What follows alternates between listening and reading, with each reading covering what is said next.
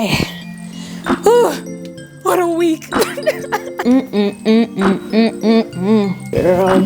What if I did something in the past that I'm embarrassed of and makes me feel unlovable?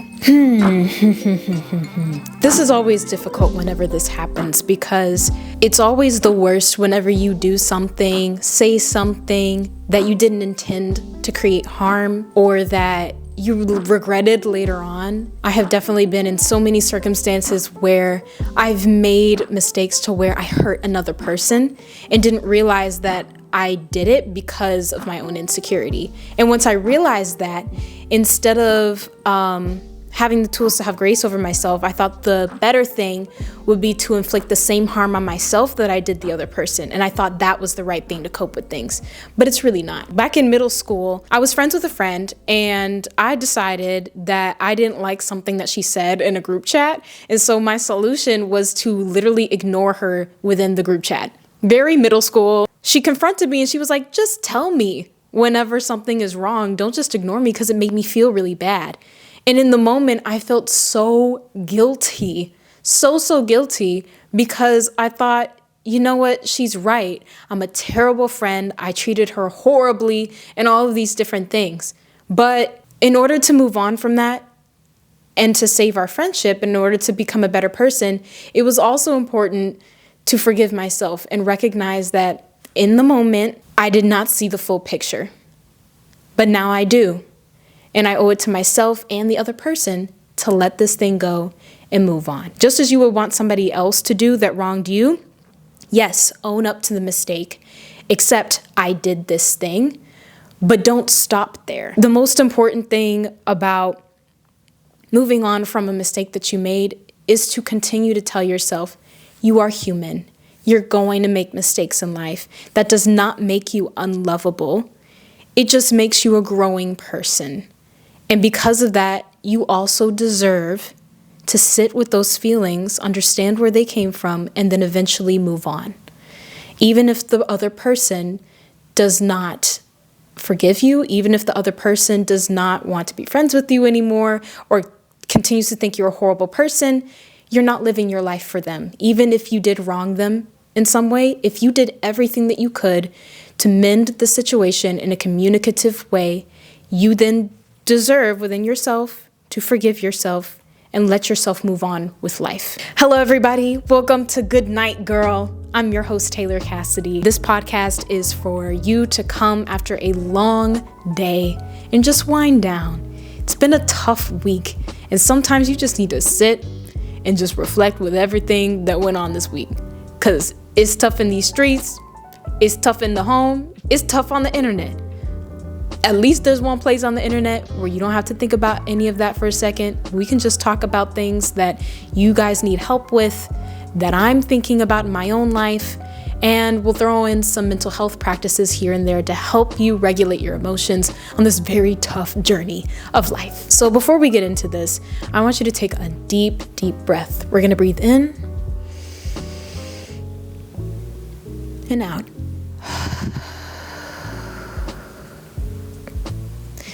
Do it again. In and out.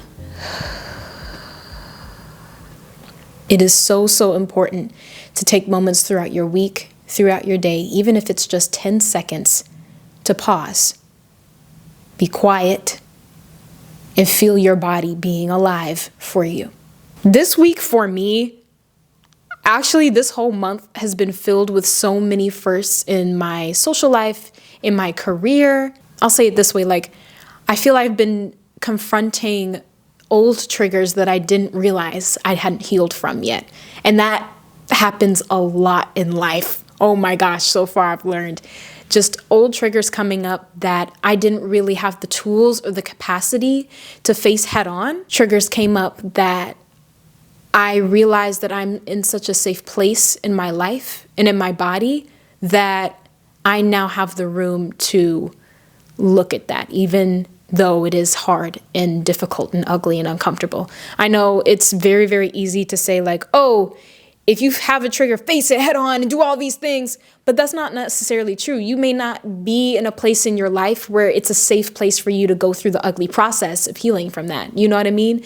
But when you are, it's still just as difficult because you're healing from maybe something from your past, or you're facing something that you usually ignore. And that was me this week. Like even now I'm having a lot of like anxiety and tension in my back and in my throat. A lot of anxiety manifests physically for me in that way. So it's been very hard. I've had to take a lot of breaks today to sing a song, play the piano, take a minute and breathe, because even though like the situation that caused that trigger is no longer happening and it's no longer present in my life, the effects of that are still with me. And I have to be aware and mindful of that, okay, my body's going through something, but that doesn't mean I'm still in that situation. You know what I mean? So it's been a process. This episode, we are talking about self-love and self-acceptance. And I asked you guys to send me questions about self-love and about loving yourself that you need help with. And we're going to get into it, okay? Let's get into it. Okay. How did you learn to love and accept your body for what it is and not what others want? For me, I feel like this is such a loaded question because, let me think about that actually. My relationship with myself as it pertains to my body. I grew up in the Midwest, a lot of Midwestern states. And so obviously they were very white. And a lot of them were very, very conservative too.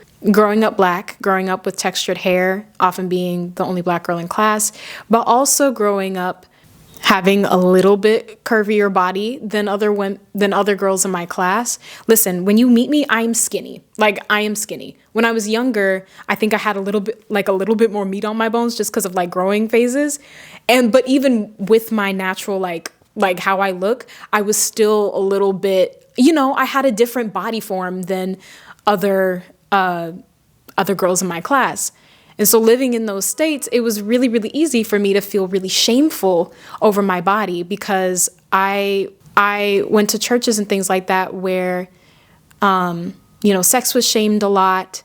And I feel like in a lot of ways, showing your womanhood was shamed a lot because it was directly related to sex. So if I wanted to show my curves or embrace my curves, automatically you were being fast. Automatically you were doing this. And a lot of talk like that was kind of in my family as well. So it was very, very complicated, my relationship with loving my body, how it is, and learning what that means. And I really don't want to discredit people who choose to take part in modesty and things like that. That's not what I'm talking about. That is, once again, your decision and brings a lot of benefit to people. And I've growing up in the church, I understand what those benefits are. So I'm not ridiculing that side of anything. This is just my journey. Once I really started to date for the first time and experience romance for the first time, I think that's the first time I really discovered just how much shame and just how much embarrassment I had over my body. It's so easy to feel like, especially as women, that our curves, our hair, our beauty exists solely for men. And I know we hear it all over the internet, but it's really true. Everything in the media from the time you're a little girl teaches you that if you do these certain things, then your prince will come. Or, that thing didn't work out because he didn't like the way she looked. He didn't like the way she talked.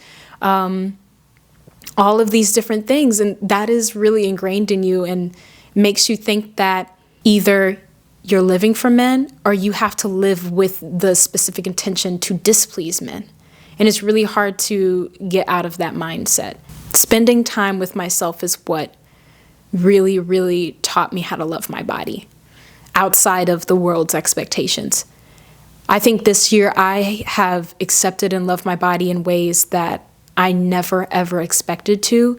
And the only reason for that is spending time by myself, spending time alone with my body and getting to know it. A lot of times I tell people, I know it's such a Like, I feel like people have made this weird, but I talk to myself. I have a specific pillow that I set in front of my mirror. I sit down on the floor and I talk to myself. I talk to myself like I'm talking to a friend, because at the end of the day, you have to be your own friend in order to love yourself. I've cried in front of the mirror. I've had mental breakdowns in front of the mirror with the specific practice to encourage myself even through those hard times. And because of that, I've been able to hug myself. I've been able to touch my face and feel like that touch is coming from a friend. In the same way that you would expect another person to be vulnerable with you, with their stories, with their insecurities, with their trauma as it pertains to their body, if they're telling you those things, you on your side will want them to feel accepted and will want them to feel like, okay, no matter what you've gone through, no matter what you look like, I love you for you. And I don't need anybody else's approval to tell you that.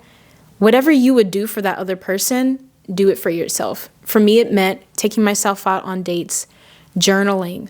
I was talking about this to my therapist. When I'm in the shower, going very, very slow with the way that I wash my body. Because if you think about it, if you're a little kid and like your mom's giving you a bath or something, is your mom like roughly rubbing your body real fast and like throwing you out? If that happened, I'm sorry. But like for me, I have memories where like bath time was fun, and like the way that my mom or my parents would, clean me would be very gentle, because that's your child, So in the same way, you have to treat your inner child the same way. Treat your body with gentleness, treat your body with care, treat your body with consent.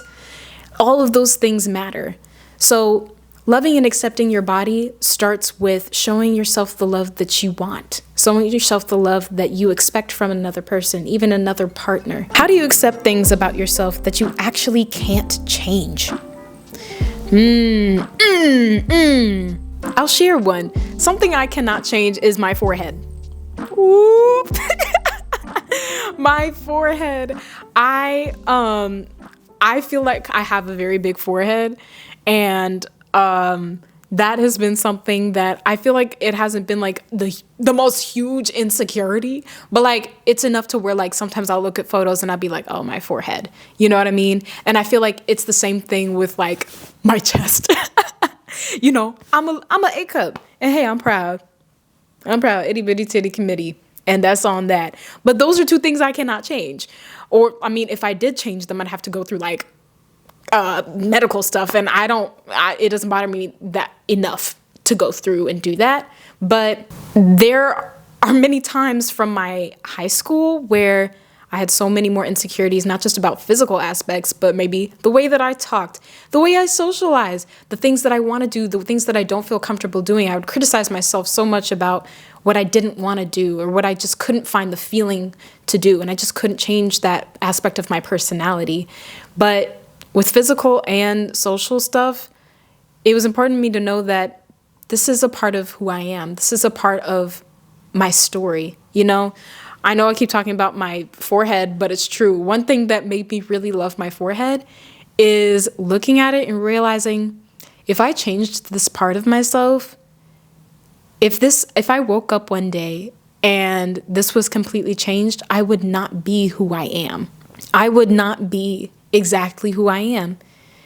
And because I love myself, I want to love all the parts of who I am. And if a big forehead is included in this specific version of Taylor, in this specific story, and in this specific life, I don't want that part of me to feel unsafe with me.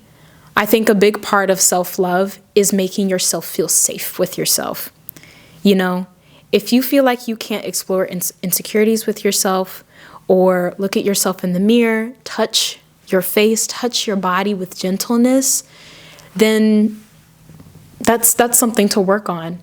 Self-love is feeling safe with yourself. I feel like that's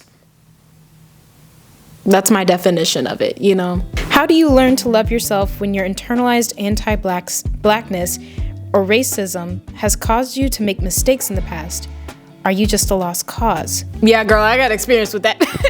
I grew up in a very pro-black home, but once again, like I said before, I didn't grow up in very diverse areas. So obviously, there are a significant portion of my life where I hated my hair. I hated my skin. I wish I looked like somebody else. I remember I watched a YouTube video that I posted years ago where I talked about how I used to want to look like Kaia Gerber.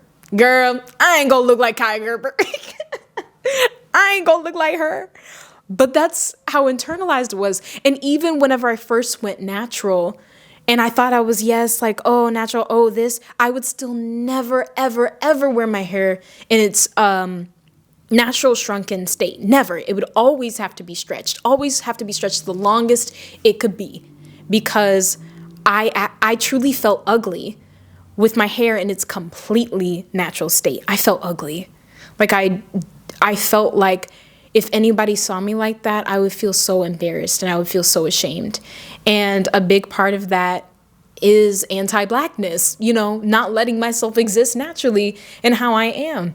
But in my journey now, I don't feel any anti-blackness anymore, child. Like, I love who I am. I love the Black community. But I could just tell you, oh, just watch more Black things or just surround yourself with the Black community more. But the real work comes in asking yourself questions that challenge you, that really, really challenge that thinking that somebody else taught you and ingrained in you. If your family is saying, oh, your hair is too frizzy, or if somebody else is saying, oh, you'll never get to this career level because of what you were born as, you have to ask yourself, why does it matter the color that I was born as in order for me to feel beautiful in this way? Why does it matter what my hair looks like in order for me to love it completely? Why? Why? That's the biggest question. Why? And it is hard as hell to not only confront those things in yourself, but also have the confidence to change it. It's a scary thing. But if you have the courage and patience, you can change it. That's the best thing about life. You can change. You can change your thinking and you can change your beliefs. I know I just overlooked it, but yes, watching more things where Black people are in the center, more TV where Black people are in the center, reading books about diverse characters is extremely important, because with that new thinking, you're able to put a picture alongside it. So I think that is my number one tip to you. Ask yourself those questions. Hella journaling. Talk to other Black people. Listen to other Black people and what makes them feel beautiful. Put yourself in surroundings where you're looking at more Black people, more Black culture in a positive, joyful light. Oh, and if anybody ever tries to tell you otherwise, you need to ask yourself where they're coming from and how much love that they have garnered for themselves. Because if you look at them and you think they don't love themselves, then don't trust what they say. What are some concrete steps to help people learn to love self? What has helped you? I can literally give you a list of books that have directly affected the way that I think about my body, my spirit, myself. Any Maya Angelou book. I read Maya Angelou every single time I'm going through something, and it always puts me back on track. But more importantly, it really shaped the way that I view life and the way that I view how to take others' opinions. One of my favorite books, do I have it over here? Did I put it away? It has so many passages in there that are about love, sex, your body, traveling, life. I love that book so much. I've reread it multiple times. I've also reread, here, let me show you. Oh, wait, here it is. Oh, all three of them are here. Great. This is Letter to My Daughter. This is Even the Stars Look Lonesome. It's kind of the same deal, lessons about life. This one in particular really taught me that loving yourself means wanting yourself to have the best experience in life that you have control over. And a lot of that means flowing through it. And I learned a lot from this book, and then wouldn't take nothing for my journey now. I'm sure you've heard affirmations as a buzzword all over the internet, but girl, they work, ho. They work. I've done affirmations in a plethora of different ways over the past, not just few years, but years. Because affirmations are literally you talking to you. If you believe a word that your mom says to you, if you believe a word that your closest friend says to you, imagine how much more impactful it is when you hear yourself say it to you. That is why affirmations work. When you hear your voice out loud saying it, you are more inclined to believe it. I literally have affirmations hung up on little white papers all around my house, all around, that remind me. And on multiple occasions since I've put them up, I've looked at the right one at the right time, exactly when I needed it. One of my favorite ones is in my kitchen, and it says, "You're doing a lot right." And I hung it up because a lot of times I have a lot of anxiety and I fear not doing enough. I fear not being enough. I fear that I haven't taken enough initiative. But I'll look up just in chopping some onions or whatever, and I'll hear that affirmation in my head. Okay, there may be a lot of unknowns, but you've already done a lot right. So give yourself credit for that, And it's affirmations like that that continue to remind you that in your growing journey, as you're facing all of these uncomfortable, really, really difficult things, you're also giving yourself credit for everything you're going through. You're also reminding yourself, hey, we're going through this really uncomfortable time. I know we're dealing with a lot of insecurity, but I'm still on your side. I'm still here for you. I'm still rooting for you. You're amazing. You're loved. You're incredible. You're doing a lot right. You've come so far. How would you feel if you were in a partnership, or even if you were working at a job where you were trying your absolute best to improve the company, improve the relationship, and you had absolutely no acknowledgement of that from your boss or from your partner? It would be a toxic relationship, would it not? So why, in trying to grow yourself, and why, in trying to create a better environment in your mind, would you not do the same thing for yourself? If you went through a crazy ass mental breakdown where you went through a great revelation, go in the mirror, crying and all, pat yourself on the back. I don't care if it's awkward. Pat yourself on the back and say thank you for being with me through this tough time. I've done it. Hell, I did it yesterday. I love journaling. I've been journaling pretty much every single day since middle school. I have filled journals everywhere. And that is my tool to self-reflect, process, and digest everything that has happened to me or that I'm going through. It's just a tool that helps me to make sense of all of the jumbled words in my head. As you can probably tell, a big love language of mine is words of affirmation, just because words are one of my loves in life, and I like the certainty of them. And so journaling helps me to make sense of the things that aren't certain in my brain, especially when it comes to feelings and potential things and whatnot. So it's an understatement to say how big of a part it's played in understanding myself and understanding what I need in the moment. That's another thing. I know I keep going on this question, but this is literally something I could talk about all day. When you're in the midst of a confusing time, where thoughts are just racing through your head and you don't know which one to grab onto. You don't know what to believe. You don't know if you should say more to somebody, if you should pull back from somebody. You don't know what to do with your anxiety. You don't know what's going on. You don't know where to go, if you did enough, if you didn't do enough, if you should be doing something more. Take a pause and ask yourself this question. What do I need right now? What do I need right now? It's not I need to help this person. It's not I need to make sure this person. I need to make sure this. It's not that.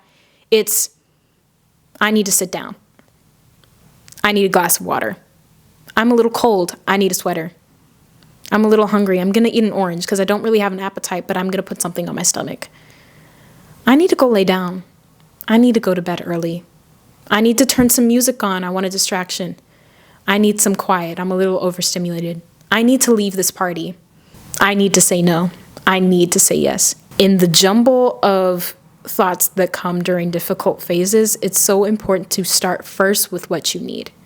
Because like my therapist says, you're going to be hearing this a lot in this podcast. Like my therapist says, if you're on a plane, they're telling you to put your mask on first before you put it on anybody else. It's the same thing in life. You need to make sure that you're good so you are equipped to come to the challenges that you face in life, especially when it comes to insecurity. Yes, it's within yourself, but it's still a problem. You got to make sure you're ready and equipped to handle it with openness.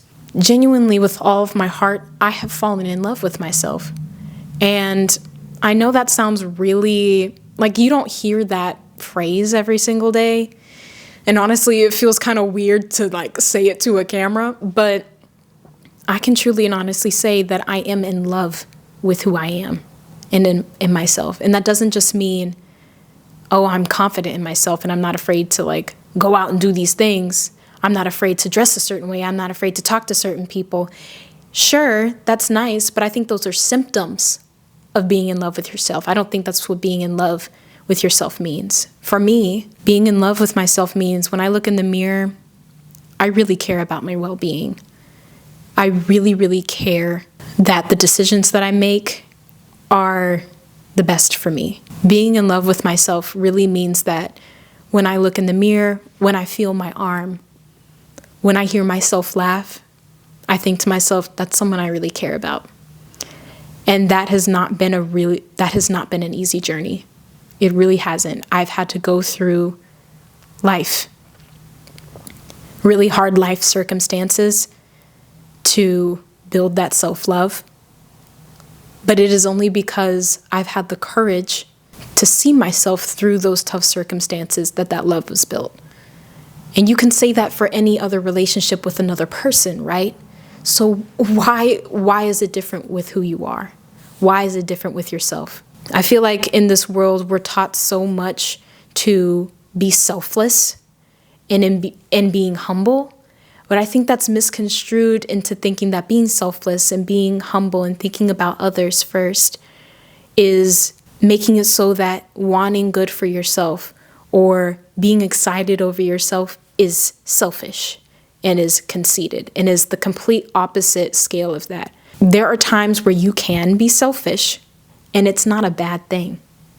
You can be selfish and it's not out of malice, it's out of love. There are certain songs, certain romance songs that are love songs that I sing and I think of myself. And that was something very intentional that I did because I was getting over a failed romantic thing and I was feeling really bad about myself. And I started listening to a song and I was thinking, this song is really hard to listen to because I'm thinking of a different person. What if I sang this song right now and instead I thought of myself, like I intentionally put myself in the place of the other person. And it really worked. It was a really vulnerable, intimate moment with myself where I was singing these lyrics that were meant to be about another person, but I had myself in my head. And at first it was kind of weird because obviously it's like a love and romance song. But now I do that very, very often. Like, for example, my favorite Bruno Mars song, I'm a big Bruno Mars fan. My favorite Bruno Mars song is Treasure. Go look at the lyrics of Treasure and sing them to yourself. I promise you, you'll feel better. But I write letters to myself. I do video letters to myself every 6 months. On December 1st and June 1st, I will sit down and I will prop my phone up and I'll say a video letter to myself talking about all of the big things that have happened in the past 6 months, all of the things that I'm going through right now, and all of my hopes and speaking vision over myself for the future. And you will not believe the amount of times I have watched videos from 6 months ago where I predicted growth that I had and I predicted things that I never thought would come to pass simply because I had the courage to speak it out loud to myself. And watching your journey like that, watching yourself change, watching yourself come out of darkness, or even watching yourself while you're in darkness and hearing yourself speak so much light into you is it's a transformative thing. Something that I started saying to myself in 2020 and that I still say in those videos, speaking it to my future self, I thank my future self for investing in me. Like I literally I'm looking at the camera and I say, thank you for investing in me. Thank you for all of the hard work that you are about to do so that I am better than I am now. Something about that really puts you on a scale to be like, all right, I have to go through these hard things because I want to make myself proud. I want to make myself know I could do it and that I didn't give up. I say all these things so easily, but I'm telling you, y'all, this shit is hard. It's hard, but it's so worth it. It's so worth it because over time you start to gain more tools, more awareness about what you need to do to regulate hard feelings when they come. Because when you have self-love, That don't mean bad emotions are just gone. That don't mean negative emotions are just gone. That's a lie. But when you have self-love, you're able to navigate and regulate those emotions with grace and with self-compassion and no shame, and letting your body feel everything it needs to feel in the time it needs to feel it.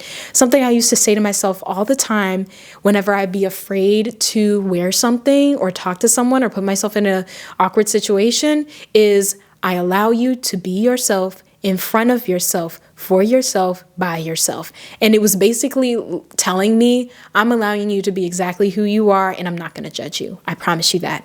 You're safe with me. Thank you very much for spending this evening with me. I hope that you have a great rest of your night. I hope that you do one of these self-care practices, or if you have one in mind that I didn't say, I hope you do that for yourself tonight. If not tonight, another day. And just remember that this is a growing journey. There's no one right way. Nobody can define it for you but you. And it's okay to take a break from healing. Healing is really hard, and sometimes you just need to have an evening where you just put it all down, and that's completely fine. That's completely fine, okay? It's completely fine. So sleep well, wake up well, say an affirmation to yourself, and that's it. Good night, girl. Oh, wait. Follow my Instagram if you want your question to be in the next episode. Mwah. Bye.